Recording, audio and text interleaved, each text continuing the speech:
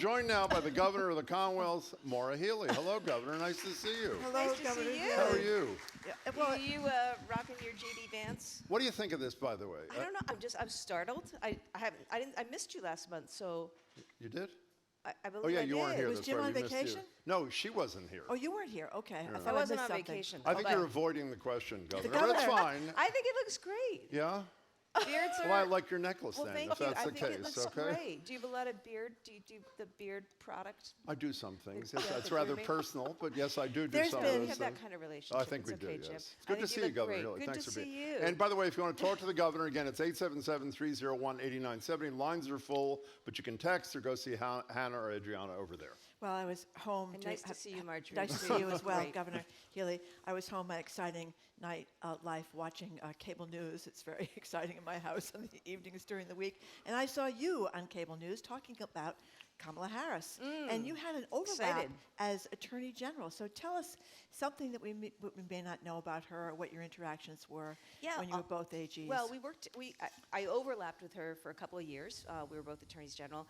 But of course, I worked in the AG's office, and Massachusetts worked a lot with California, so I actually worked with her, extensively during the 5 years before that. Look, she's fantastic, and I think she's just like hit it out of the park in the last week since announcing, and record fundraising, $200 million, record voter registration, the way she's been able to unify the party, right? The enthusiasm, right? The been palpable wild. enthusiasm, especially renewed interest among young people. But Kamala Harris is a really warm, down-to-earth person, and I remember when I first walked into the big room with all the other AGs. I was recently elected, and she was so warm to me because I was still one of the few women in the room, and I just appreciate. She always was like, "Here's my cell. Call me anytime. Wow. Welcome. I'm here for you, and you got this. And you got this." And I appreciated that. I appreciated her warmth. I told the story about being in P-Town with her. God, it feels like 3 months ago, but it was only, 8 days ago? It was For the the day fundraiser, before yeah. the president. That's right. The president announced that he wasn't going to continue with the nomination. And she was there. It was a big event, lots of enthusiasm. And, I told the story about this little girl backstage to say hello to her. Joanna and I did. And the little girl was so excited to meet her. And Kamala made that little girl feel like she was the only one in the room, and asked her about camp, asked her what she was doing. And she told the story. And the little girl says, I'm playing basketball, and Kamala asks her what position she plays, and she's like, "Well, I don't. The one thing I don't like to do is play defense." and the vice president says back to her, I like offense too. Me too. I like offense. So she gave her a big hug, and it was really cute. And that's who Kamala Harris is. She's very warm. And the other thing is, she cares a lot about people. That's why you become a district attorney. That's why you become an attorney general, right? You're driven to support and find ways to help everyday, ordinary Americans. And I saw that as AG, working together with her, going after predatory lenders, going after the entities that ripped off homeowners during the subprime lending crisis. She was the lead AG during that time. So she's a person of tremendous seriousness and substance. She's prosecuted, human traffickers, fraudsters, and she's just a really, she gets it. That's why it couldn't be more clear in this race. You've got somebody who is all about himself, and you've got somebody who has been and dedicated her career in public service to fighting for ordinary Americans. So a couple of more national questions, then we're going to get to callers and emailers and some people here. It was reported that you, on a call with Democratic governors and the chief of staff for the president, said that the Biden campaign was irretrievable after that debate. One, is that true? And two, what kind of reaction did you get from the chief of staff and your fellow governors? Well, that was a private conversation, and I wasn't intending for it to be public. But, Did you say it? Oh, I did say it. But, look, I have said all along, I have tremendous regard and respect for President Biden. I mean, we continue to be the beneficiary of the incredible efforts of the Biden-Harris administration, the legislation that's been passed the last 3 years. I mean, what he's been able to do, unbelievable. And right now, we're counting over $7 billion that our state, I was able to go out with our team and apply for and receive funding from the federal government and from the Biden-Harris team. So I really appreciate the work done there. I also believe that, this was the right, given where the polls were, given what was happening, particularly in the battleground states, for whatever reason, there needed to be a change, and the race is on now. But in terms of reaction, there was no, there's no blowback or anything. I think that it wasn't like I was the only one saying that. And again, I say that as somebody who has been strongly supportive of President Biden. You know what I told him when I was at the White House a couple weeks ago? I said to him he was a hero to me, not only for what he did in 2020, stepping up, running, saving democracy, the person who could beat Donald Trump and did. I said, Mr. President, you're a hero to me starting in May of 2012, because you were the one who went on national TV and said that gay people should be allowed to marry. And at the time, I was a lawyer in the Attorney General's office. I'd sued the then Obama administration to challenge the Defense of Marriage Act. We were in court. We were in court. So that was a big deal, because ultimately what happened, Joe Biden says that, President Obama then, instead of defending DOMA, comes around and says we're going to join in fighting DOMA. And, that's just who Joe Biden is. One last national political question. Margery and I were talking about you this morning. Is it fair to say you're a childless cat lady governor? Is that no? I mean, it is fair, is it not, or is it? Well, our stepchildren would disagree with that. Oh, okay. And our teenager at home would disagree with that, and call it cringe, among many things that J.D. Vance and Donald Trump say. But here's also what's so wrong about that comment. First of all, as many have said, don't judge, and you don't know the half of things. You don't know what the circumstance is.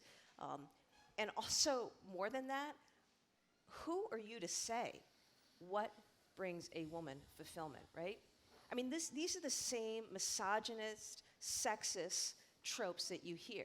To go after and attack women, that's what's going on here, right? He would never say that about a man. So not only is it a ridiculous and cruel and just disgusting comment, it's also really serious, because what it actually speaks to underlying all of this is the degree of misogyny and sexism that both J.D. Vance and Donald Trump have for women. That's what's going on here. And you put that alongside all the things they want to do that are going to harm women. Overturning Roe, Donald Trump's still bragging about that accomplishment. And as a result today, women's health and lives are at risk in places around this country. And you can just go right down through the list of all the things that they're going to do, Project 2025, to hurt women, to hurt families. That's the irony, too. They want to be all pro-family. That is a bunch of BS, because it's the Biden-Harris administration, it's the Democrats who are there making sure that children and families in this country are supported. So, that's to me what that comment is about, and why it's so, it's cringe, but it's more than that. It's dangerous, and people have really got to be attuned to that. Why don't we go to the mic here in the studio with Ariana and Hannah. Marilyn is at the BPL mic. Marilyn, where are you? You got to move quickly, Marilyn. My apologies. In the interim, while Marilyn's walking up, we'll go to River in Linfield. You're on with the Governor of the Commonwealth, Maura Healey. Hi, River. Hi, River. Hi, this is River from Linfield. How are you? Thank you so much. I am wondering if you would be willing to support a bill to remove the charitable immunity cap in Massachusetts. Massachusetts is one of the few states that still practices some sort of charitable immunity cap, and it's $20,000. I'm wondering if you would be willing to support the removal of this in the case of sexual abuse to hold institutions like the Catholic Church, Boy Scouts, and hospitals that are all worth hundreds of millions of dollars accountable, and to create a sense of accountability within these. Yeah, River, let me say this. I think that we need to be doing all that we can for victims and survivors of sexual assault, sexual trauma.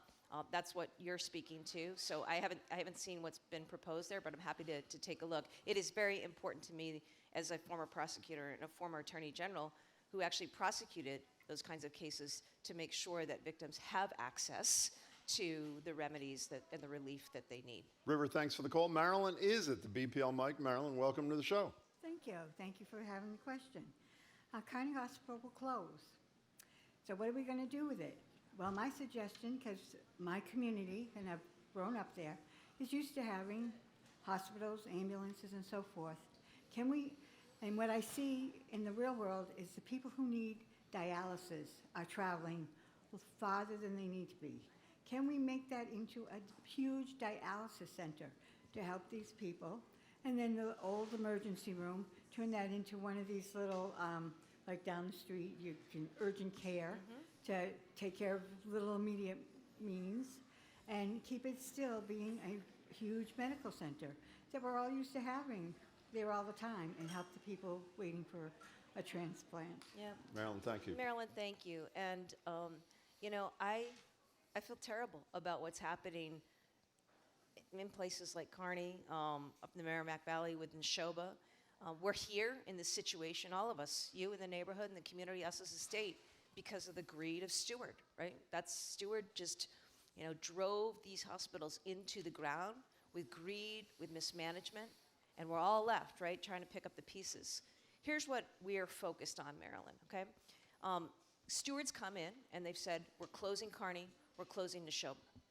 Right now, as we speak, my team, we're very focused on how do we keep the other 5 hospitals open, how do we transition them to responsible hospital ownership, and what do we do to keep Kearney and Neshoba open. I continue to press on Stewart to keep them open for 120 days while we sort out where patients will go, where healthcare workers will go. And also, to your point, Marilyn, the bigger question and picture is what becomes of these facilities, because there are important needs in communities, whether you speak of dialysis or urgent care, behavioral health, which we know is a need around. We are going to focus on how do we best use these facilities and serve community. But again, I just am disgusted that we're in this situation, but we're working really hard to have the kind of transition and to put us in the best position when it comes to making sure that people can access the care that they need. But there's nothing the state can do to keep them open beyond that 120 days potentially. It's Stewart. It's their decision. They close it. They've run out of money. I mean, we've been doing what we can to continue to fund things and to continue to help with operations while we're on site. We're on site at all these hospitals monitoring for safety. So, you know, we continue to do that. We're in touch with labor. We're in touch with community leaders. We're in touch with our community health centers. We're in the bankruptcy proceeding right now and in a mediation. There is a deal on the table, and we need the lenders in New York to step up and accept the deal and make this happen. The leases that are exorbitant, there's $9 billion of lease income. $9 billion, right? It's terrible the way this whole thing was set up and structured. We need those leases broken, reduced down, and we've got, we think, operators who are responsible, who would be able to come in and take over, but we need the lenders to put greed aside and get that done. You know, Governor, Thank you, Marilyn, for coming in today, and I really hope we can get to a better place for your neighborhood. Marilyn, thank you. You know, Governor Healey, you went further as Attorney General with the murderous Sackler family than any Attorney General in America. You went after them in their personal capacity in terms of civil proceedings. We talked at that time about possible criminal proceedings. I still don't understand. We've talked to you about this before, but I wanted to say it again. There was a story in the Globe about a 39-year-old woman who died at a Stewart hospital. I think it was St. Elizabeth's, I'm not sure. St. Elizabeth's. And No, she was moved.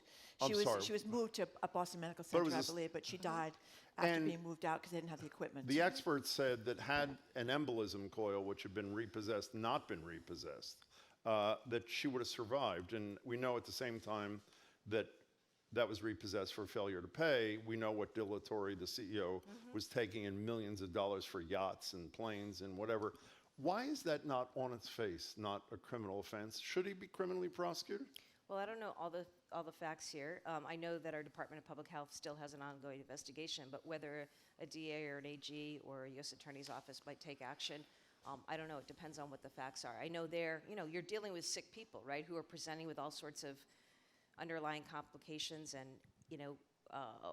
what that ultimately looked like. Of course, it's terrible. It was terrible that they didn't have that coil there, right? I mean, that is why, Jim, we are on site right now monitoring and have been through the Department of Public Health. But let's see for another day, what comes of that. And, it's not any mystery. I mean, Ralph Delatorre and Stewart are the subject of investigations right now.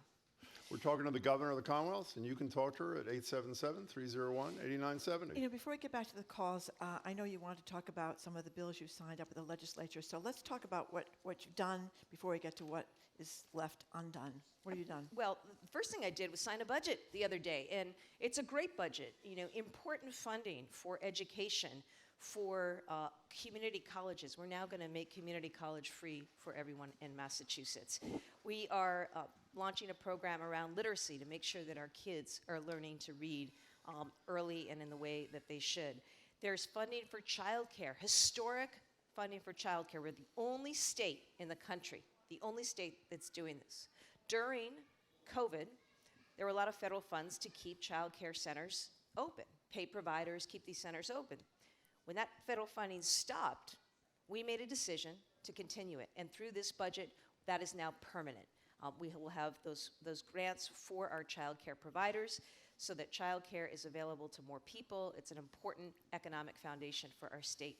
Record funding for the T, which is important. We're continuing to make progress there. We created for the first time ever, this is something I proposed, a fund for disaster relief and resiliency. These storms, look at Vermont, right? That can happen here. So we decided that, and I'm grateful to the legislature for doing this, that we would create a fund that would support communities in responding to natural disasters, in building the kind of resilience and infrastructure that they need. So those are just some of the things in the budget that I'm really, really pleased about. The other thing that I signed was yesterday, actually, signed a gun bill that bans ghost guns, bans 3D printed guns, makes important reforms to our extreme risk protection orders so that more people are able to go to court and apply for an order that would keep guns out of the hands of someone who is a danger to themselves or to others. So really important bill that I was able to sign yesterday. When I return to the State House today, I'm going to sign a Wage Transparency Act. This is really important in further of wage equality, making sure that women get paid the same as men, the same job. That started back a few years ago with the Pay Equity Act, and it continues today with this Wage Transparency Act. And I want to give a shout out to former Lieutenant Governor Evelyn Murphy for her leadership over decades on this, and it's a privilege to be able to sign this important bill for women's equity. Should we take a couple of calls before we talk about what Sure. they haven't done on Beacon Hill? I was going to say there's a lot more to come. So. There's a There lot is. more to come. Not much John, time, but John in yes. Burlington, thank you for calling. Hello, John. Welcome. Yes, hi everyone. Hi. I have a question. With all the migrants that come over to Massachusetts, and I'm on the Section 8 waiting list, and so many other people are too. And when I signed up, they said it was going to be like 6 to 7 years. Wait, I'll be on my 7th year this February. So I mean, is that overflow of all these people? Is that going to be affected on us, that the ones that are waiting for this opportunity? Well, John, let me say this. Your question is exactly why I proposed the Affordable Homes Act earlier this year, and I'm hopeful that we're going to get that legislation done. This is a housing bond bill to create more housing around the state. Because, John, when I started as governor 18 months ago, it's estimated that we were short 200,000 housing units around the state. We're short 200,000 housing units. We need to build more housing. We need more housing for folks like John, who are receiving vouchers and assistance for low-income folks. We need more housing for workforce. We need more housing for our young people, some of whom are graduating. We had 500,000 graduate from Boston and Massachusetts schools. We want them staying here. We need more housing for our seniors. And so this is a big, bold housing bond bill that allows us to go out and work to build housing and work with communities. It's also why I've enforced the MBTA Communities Act, because we need more housing. It is a competitive disadvantage to our state right now, the high cost of housing. And so I'm, as governor, really focused on addressing that. In terms of the migrant issue, John, certainly that's added to the need, but I have to say, for the folks who have come in, we've housed them in shelter. We've gotten them work permits. They're actually, many of them are working right now in hospitals and in factories and hospitality and elsewhere, and they're getting exited from the system. But, it has put a strain on us, and it's why I've begged for Congress to act and do something on immigration reform. But at bottom, it really is, John, your situation is about the inadequacy and the lack of housing that has been the situation for years now in the state. Talk about Biden-Harris funding, John. We as I said, I applied for, we received over $7 billion in funding for infrastructure, transportation, climate-related projects. One of the things that we've received money from them on is to help build more public housing and decarbonize and repair existing public housing, because it turns out there's 40,000 units of public housing that are not habitable right now, haven't been for years, that need to be fixed. So John, as somebody who used to do fair housing cases, I really sympathize with the situation that you're in, and know that I am committed to bringing online as quickly as I can, in partnership with communities around the state, more housing units. Can we ask John to stay on hold, and can someone in your office talk to him about his Section 8 situation? Yeah, To sure. see if he's done everything Sure. he can. That's a John, good please idea. don't go away. One of our producers will get your contact info, and the governor's office will be in touch. Thank you much for your call, and good luck. John obviously underscores, as you just said, the crisis, Governor, with housing in Massachusetts, and we'll get back to the housing bill, which has not yet been finalized up there at the State House, even though they're running out of time. But the Globe did a pretty heart-wrenching story the other day, talking about the migrant families that come here. They were at the MBTA station in Quincy on Friday, where 4 brothers, 5 to 14, slumped over benches, asking their parents if they'd have to spend the night outside for the second time in 3 days. There was another outside Boston Medical Center, 1 o'clock in the morning, same night. A dozen people, including a 2-year-old, were milling about with their luggage after they were told they couldn't sleep in the hospital. You've had to change some of the regulations and shorten the stays of migrant families that come here. And a lot of the activists, obviously, they were protesting over the State House, are very upset, think you should dip into the $8.2 billion rainy day fund. Don't understand why our so-called right to shelter law is really not a right to shelter law anymore. So John is someone who lives here, but these are migrant families who've just come here. So what do you say? Well, it's a really challenging situation, and it has been for the last couple of years. And the number of folks we've seen come over the border who have gone through incredible experiences. Escaping gangs and violence and cartels and all sorts of geopolitical strife in their countries, and have made their way, doing what I think anyone would do for their family, trying to get them and their kids to a better situation. I completely understand that. I also have worked really hard over the last 18 months to house as many as we could, and that's why we opened up shelter, we opened up spaces. I got the Biden administration to get on the ground here to process people for work permits. We've got community service providers stepping up, providing English classes, and these people are now being incorporated into and part of our workforce, right? But at the end of the day, I don't have control. The rainy day fund, that's not in my control, and that's there, but it's not a fund that you can just write a check from. And the question really is, how much can we continue to afford? And you see the tab that we've been running up. And so that's what we're up against, because it's also the case that, to John's point, right, we've got people here who have been here who also need housing, who have been looking for housing. We've got families that become newly evicted here in Massachusetts, or maybe there's a medical catastrophe in their family that ends up, making them unable to work, and therefore in a housing insecure situation. We've got women and children fleeing domestic violence right here. And so I'm trying to find a way to manage things, which is why I imposed the 5-day limit for new people coming in, because I've been clear in broadcasting. We've been to the border. We've been to the border, and we've said, Massachusetts we are a kind and a generous people, we are also full here. And so, as folks are assessing their options around the country, consider other places because we are full here. And that continues to be my position. I also have to work to free up space in existing shelters for, as I mentioned, that high risk category, in population. So, the 5 days is an opportunity for people who are new here to meet with a case manager. Perhaps they have a cousin or a family member living somewhere else in the United States. We'll help you get there.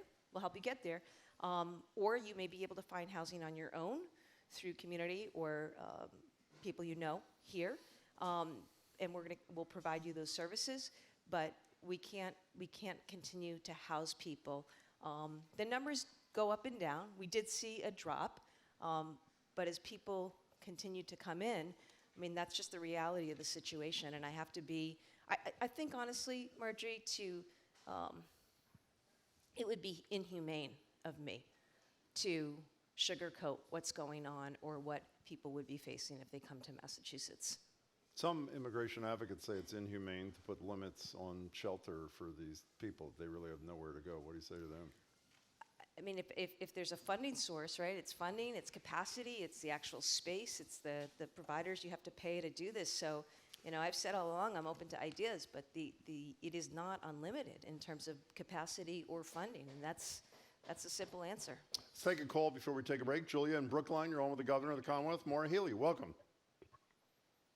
Hi, thank you. Sure. I'm calling from Brookline, and I'm also calling from the following place, which is being the expectant mother of a new child in the fall who will inherit all of the climate chaos that we're currently seeing over the course of her lifetime. And so my question is about the political will in Massachusetts to stop fossil fuels. Given the fact that we still have new fossil fuel infrastructure projects going up in Massachusetts. And it doesn't seem from the current climate bill that is set to pass, if it does pass, that there would be anything to address these major new methane projects, such as the so-called Project Maple, or even the private jet airport expansions that are Julia, currently if being I may, considered. because the lines are long, do you have a question for the governor? Yeah, in there? my question is, if the climate bill doesn't address the fact that we are still building new fossil fuel infrastructure, would Governor Healey still sign it, or what would she do in order to get Massachusetts off fossil fuels? Julia, we appreciate your question. And Thank you. congratulations on the new baby. Yeah, of course. Yeah, congratulations and best wishes there, Julia. Look, we've leaned hard into all things renewables. This administration appointing the country's first ever climate chief. We've gone out with the biggest procurement on offshore wind in the country, and we are competing every day to make Massachusetts the hub of climate technology. In terms of legislation, I'm looking forward to seeing what comes to my desk. I think there are some really important things. I know I, in particular, am focused on permitting and siting because we've got to find easier, more expeditious ways to get our projects that are related to renewables. You have the wind, you build the turbines out there, but that wind, that energy's got to come on shore. And you need substations, and you need hookups, and you need, the grid infrastructure. In order to do something like that, you need to make sure that you are permitting and citing these things in the quickest, most effective way possible. And so that's an important piece of the legislation that's been proposed. So I continue to be grateful to my team. We've done things that haven't been done before. We appointed somebody who's leading an office of energy transformation, who's working directly with utility companies and customers to bring energy online, to bring renewable energy online, so that we're, decarbonizing, whether it's housing, manufacturing, or transportation, and that's the kind of work we need to do. We got to take a break. We are talking with the Governor of the Commonwealth, Maura Healey. She's going to be with us to the top of the hour.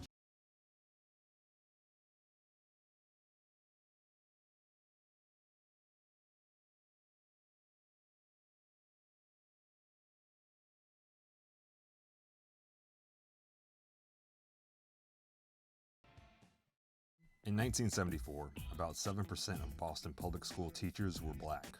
As part of the desegregation mandate, the court ordered that number to be no less than 20%. 50 years later, it's incredibly frustrating that we are still having these conversations. critics say the district is still struggling with hiring and retaining black teachers. The progress that we were promised and have been fighting for has not been realized. I'm Esteban Bostios, Boston Busing at 50, today on GBH's All Things Considered.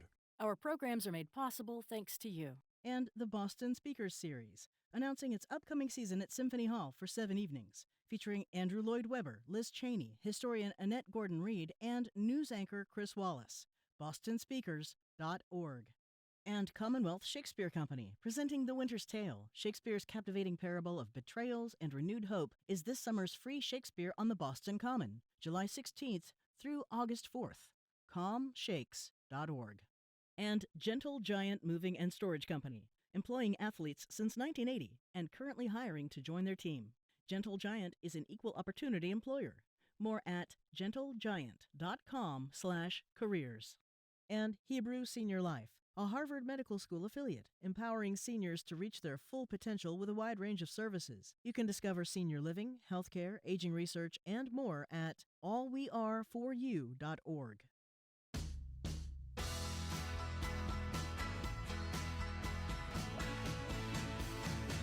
Welcome back to Boston Public Radio. Jim Braude and Margery Eagan. If you've been listening, you know that the governor, and by the way, Michelle Wu will be joining us for Ask the Mayor on Tuesday at the library.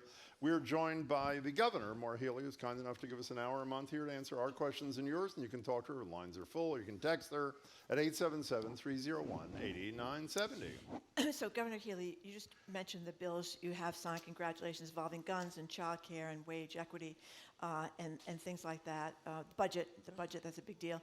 But I spent a lot of time getting enraged over the legislature. I've been getting enraged over the legislature for a long time now. But as we said before, housing is the biggest crisis in the country. The housing bill, we don't really know. They're running out of time here. What's going to happen? Jim obsesses over the legislature's 5 weeks of vacation. 5 months. 5 months, excuse me, Thank of you. vacation. And the economic development bill is also pending. Hospital oversight is pending. All these things are pending. If they can't do this in the next few hours, should they not extend the time to get this done and perhaps give other legislators a chance to read what's in these bills if they decide to ram them through? This is not a very good look, I don't think, for the Commonwealth of Massachusetts. Well, it's going to be a really busy 24 hours. And there's a lot in conference committee. But the fact of the matter is, all these pieces of legislation, and really important ones, I'm really focused on housing and economic development in particular, but there's a lot of important pieces of legislation that are there. They're in now what's called conference committee. Some of them have come out of conference committee. But they're the product of a lot of work over the course of a year, a lot of hearings, a lot of stakeholder. Oh, there you Sorry, go. guys. There you go. Did you? That's fine. We heard maybe that. You guys They heard heard enough. it, yeah. Okay, but they're just a product of a lot of work over the course of the last year. So I don't think things are getting rammed through because they've actually been considered, debated, discussed. But there's a lot to decide and for them to work through in the next 24 hours. And I'm hopeful and optimistic that we'll get there. Can we ask you about a couple? Oh, I'm sorry. Go ahead, I was just Margery. going to say, I know you have to work with these people, so you probably have to be nice to them. But just from a citizen's perspective, Sort of like you and me, Margery. Yeah, Same that's right. sort of deal, You right? talked yeah. a lot about transparency when you ran for office. I have gone insane reading these stories in the Globe about campaign funds being spent, and we don't know who these people are meeting with. They could be meeting with developers, influential people, at these dark cigar bars down the long stairs and the leather furniture, spending astronomical amounts of money, enraged by the fact that Karen Spilka, and by the way, congratulations, you come and answer questions from the press. I cannot say that that's true a lot of our legislators. Karen Spilka's earmarks got doubled into secret session. We don't know who voted for what, whether they are worthwhile earmarks. What about a little transparency coming from up in Beacon Hill? I mean, citizens don't know what's going on. Maybe we should be more upset about it, but we don't know what's going on up there. Well, look, I encourage people to visit the State House, get to know your rep, get to know your senator, get to know your legislator, get to know your governor, right? We're all here in a representative capacity, and I think there are opportunities to do that, honestly, for people to make their voices heard. I mean, with respect to funding, I'm the one who signed that budget the other day, so I'm very comfortable with the earmarks made because they're important investments, in local economic development projects and infrastructure and housing and programs on a lot of fronts. So, having looked at all of that, I'm personally very comfortable with all of that. But shouldn't they be done in the light of day? I think that's the point. The issue is not the substance. If you think it's good, legislate, that's the law. But shouldn't it be done in the this light wedding of day? venue in Ashland. I've never been to the I've wedding been venue there. in I've actually Ashland. been there And maybe for it's meetings. lovely, and maybe it deserves, I don't, what's it getting? Well, whatever. 300 grand, Shouldn't it be whatever it's done in getting? the light of day? Wouldn't you be more comfortable with that? I think it is done in the light of day. I don't know, what.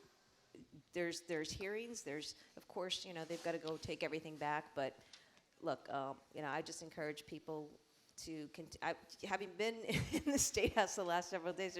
There's a lot of people there. There's a lot of activity, and people have a means to make their voices heard on things. Let's hear it from Amy in Medford. She's on with the Governor of the Commonwealth. Hi, Amy. Amy. Hi. Can you hear me? We can. Oh, okay. I say it's a privilege and a pleasure to be on. This is a little nerve-wracking for me, so thank you for having me. My question is twofold. I do want to state that I have strong hope right now that this is not where we're going to end up, but I still feel that the stakes are so high that I need to ask this. If the Republicans are successful in a nationwide abortion ban, I'm curious how this will affect Massachusetts, given that it's codified into law here, but also because I've considered that, for example, marijuana is still federally illegal, yet the states seem to have an ability to override that. But two, and maybe more importantly, how would you as the governor protect us, the women in danger, both in Massachusetts and maybe the women coming into Massachusetts for help? Yeah. Well, Amy, let me say this.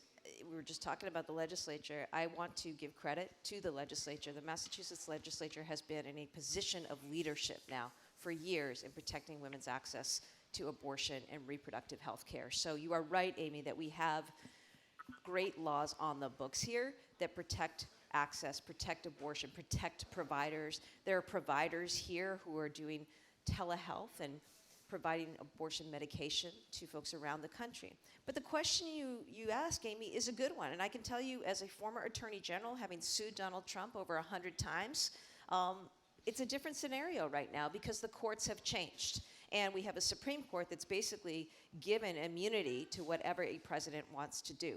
So the stakes are very high because, it's one thing for me to enforce laws to protect people here. It's another thing for me to not have an ability to keep a U.S. Attorney's Office or a Department of Justice from investigating patients, providers, a U.S. Department of Public Health finding ways to track menstrual cycles, to do all sorts of things. So you were rightly pointing up the reality of this election. And, we were talking about J.D. Vance and misogyny and comments that I think most women, when you hear stuff like that, you know exactly who these guys are and exactly what they're about and what they're saying.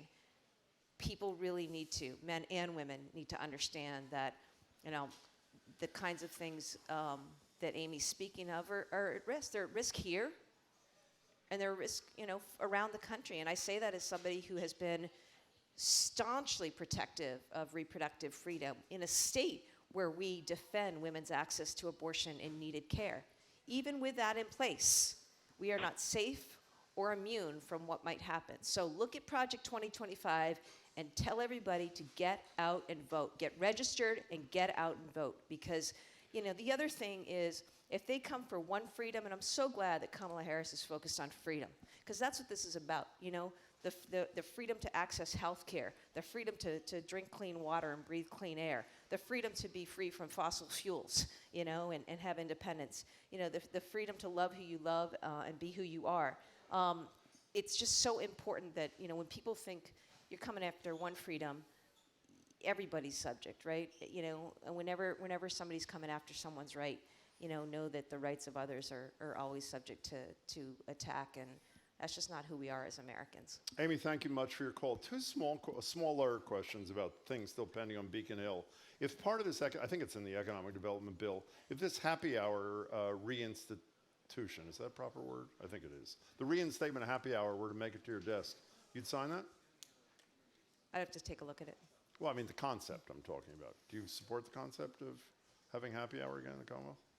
You know, I think there are problems with it, to be honest. But again, I'm going to look at, you know, problems for restaurants and our hospitality industry, to be honest. So, look, in the scheme of things, what I'm really focused on is not happy hour. It's housing, economic development, and the kinds of infrastructure investments that we need to make. How about Mayor Wu's proposal that apparently is now made it through the House and not yet in the Senate that would allow her to rejigger the property tax? Would you support that if it got to your desk? I haven't looked at it. I mean, I have to see what it says. Okay. I have one quick question. Jim, as you may have known, got the award from the Massachusetts Teachers Association, President's Award. That was 1990, so he has Margery. been Thank carrying you. their water ever since.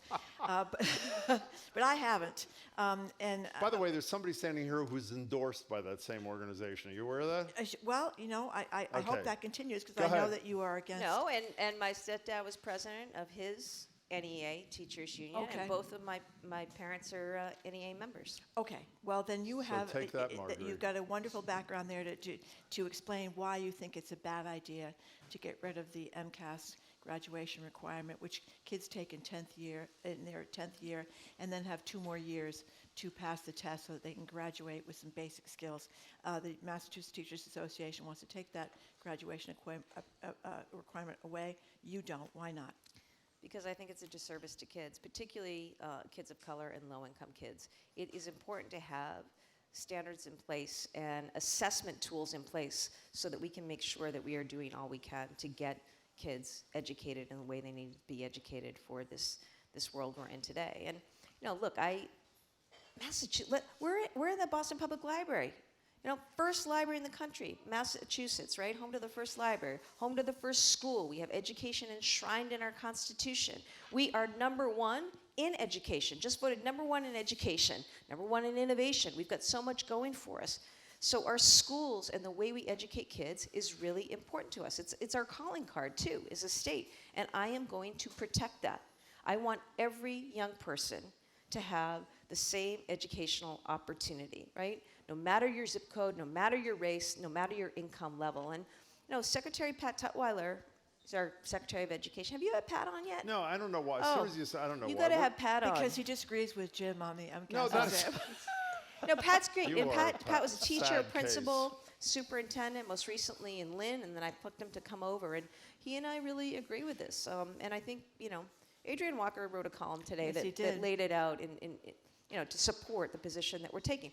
Now, that's a different question about what you do to serve kids who aren't passing MCAS, because you have to find ways to get them where they need to be so that they are able to receive a diploma. And there are about 700 kids in the state right now who are not able to pass MCAS and are not able to receive a diploma. I want to fix that, okay? But I don't want to throw out all of MCAS because there's this discrete issue that we're trying to address. By the And way, in fairness, actually, they're not throwing out MCAS. They're throwing it out. As they a want to throw it out as a graduation graduation requirement.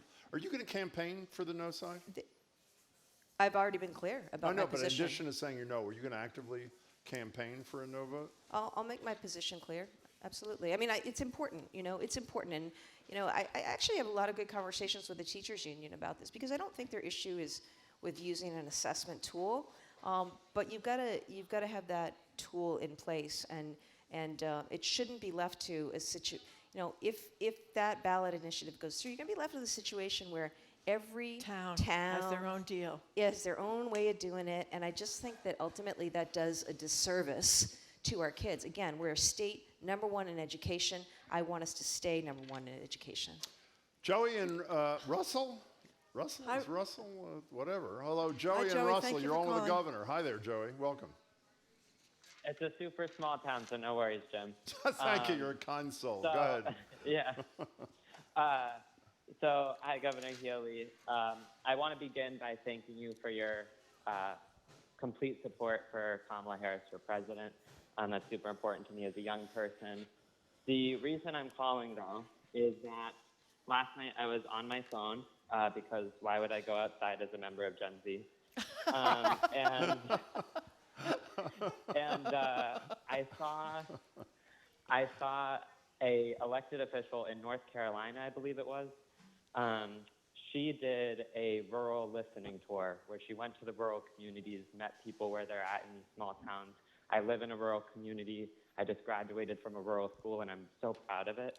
And so I was wondering, especially with the legislative session winding down, if you would maybe consider you or your team going around the state and coming to some of these rural communities to do a listening tour, meet people where they're at, so that we can all work together to make a better Massachusetts and uplift our rural communities that have historically been forgotten. That was Thank a beautiful you. call, Yeah, thank Joey. you for Thanks, that Joey. call, Thanks for Joey. calling in. And make sure you talk to your friends and make sure they're registered and are out voting. There's opportunities, Joey. We're not that far from the New Hampshire border. 4 electoral college votes. You can get up there and help get up the vote. Or, you know, if you have the capacity, you can get down to places like North Carolina, where not only Kamala Harris is on the ballot, but we need to elect a Democratic governor in North Carolina. Joey, you're absolutely right, and I really lean into this. I grew up in New Hampshire. I grew up on a 40-acre farm surrounded by farms, and rural communities is something that means a lot to me. It's why, when I started, I appointed the state's first ever rural director. So we have a director of rural affairs.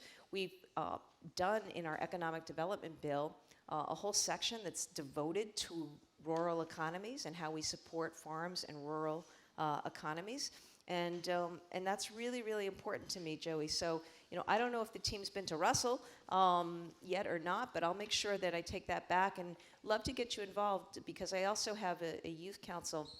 And if you stay on the line, let us get your contacts, and we can get you plugged in with some of the work that we're doing and that you can be a part of and help drive. Stay on hold, Joey, and thanks so. Population 1,643. Tell the truth. You ever heard of Russell I'd before never heard Joey of it. called? That's about the, you know, I grew up in a little town called Hampton Falls, and about the time it was about 1,700 people. There So you go. I appreciate. Had you heard of Russell?